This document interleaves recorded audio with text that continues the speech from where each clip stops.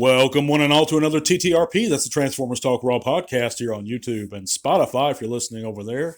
But either way, I sure appreciate you guys for joining us on this Monday. Got a pretty interesting topic I've touched on in the past, and over the past couple of weeks, I've discussed this in the various groups and with friends of mine online, and that's really how much is too much. And that just doesn't apply with just money and the price of figures nowadays, but also why should we keep continuing to replace characters? You know, every 5 years or so, or sometimes even less, Hasbro feels the need to give us a new version or a quote unquote better version of a said character. Case in point, Cosmos, case in point, Blitzwing, and I can go on and on. Not to mention Optimus Prime. You know, there's just it never ends. But let me start out by saying, if you haven't heard, guys, you can click those various links in the description below. There you can join us in our Facebook group and chat bots with us and all these topics there in depth. You can also share your own channels or pages. You can also find our Twitter link there where you can follow T-Talk Raw on Twitter and all kinds of other helpful stuff. But I'll go right to it today, guys. I hope you guys are having a good Monday. You got your work week started off right. If not, well, you can sit down, relax, and just listen to me a while, if you like.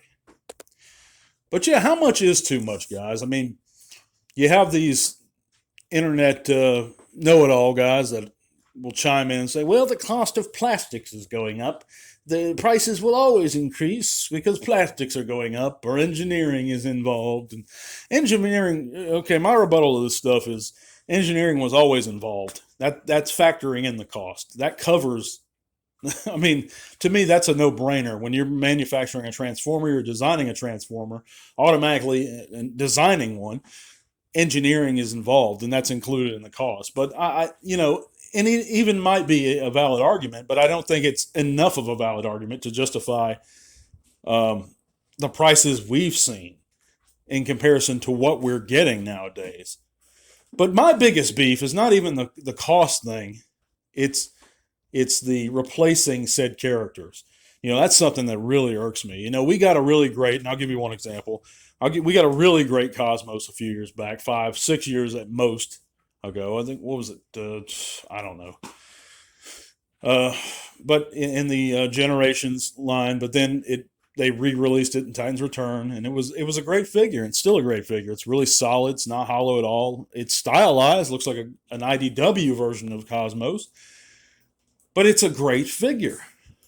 And now we have the Legacy Speedia 500 one coming. And that one, you know, on the outside looking in, it looks fantastic, right? Got a great head sculpt. Great looking alt mode to me. But you examine that figure closely, and it's just completely hollow. And I've gone over this the past couple weeks. I'm not going to go much into Cosmos, but it goes on and on. And Blitzwing's another one. It looks great. People tell me it's good, other than the tank mode in general. But the Titan's Return one wasn't bad. It was cheaper, and that goes into the cost thing again. And it's a larger figure. It stands taller. You can say more plastics involved, whatever, engineering, whatever. I don't know that for sure.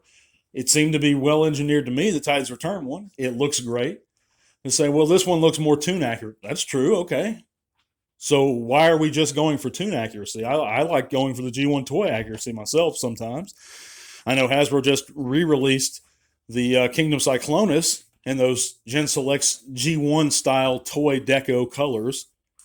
And that one seems to be real popular. So I don't think it's just they're going for the G1 animation look or the comics look or whatever.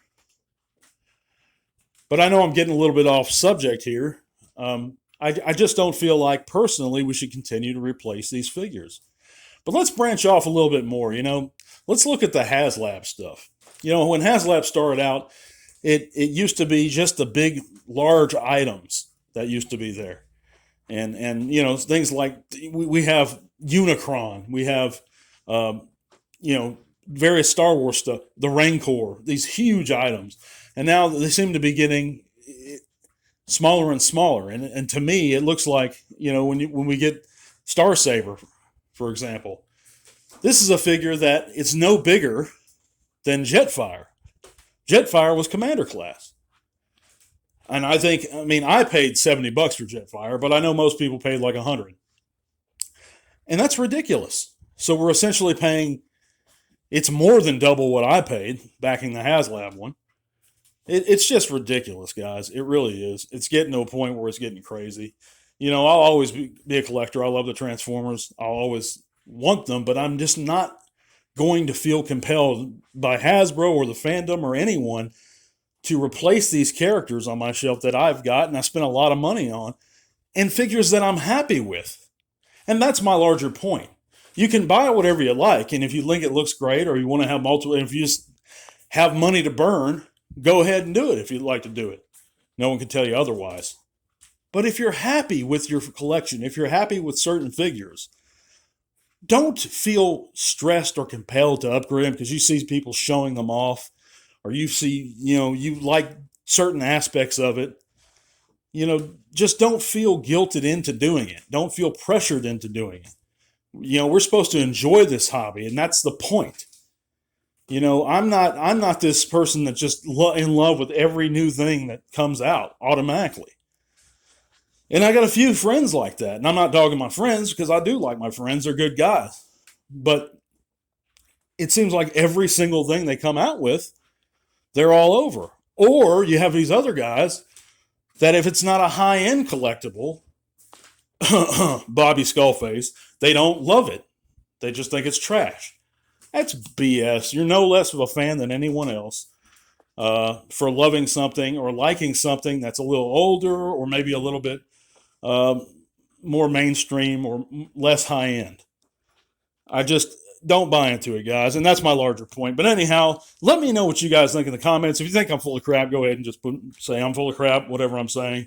If you want to rebuttal me, if you want to just whatever you'd like to say. But I thank you guys so much for listening. We're going to be back on Friday. Check out those links, guys, and stay tuned to the short vids. Going to have a lot more of those coming up.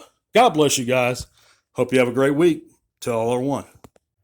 This podcast is made possible in part thanks to the amazing support of our patrons. Click the link to our Patreon in the description below if you'd like to help keep T-Talk Raw going strong. Thank you.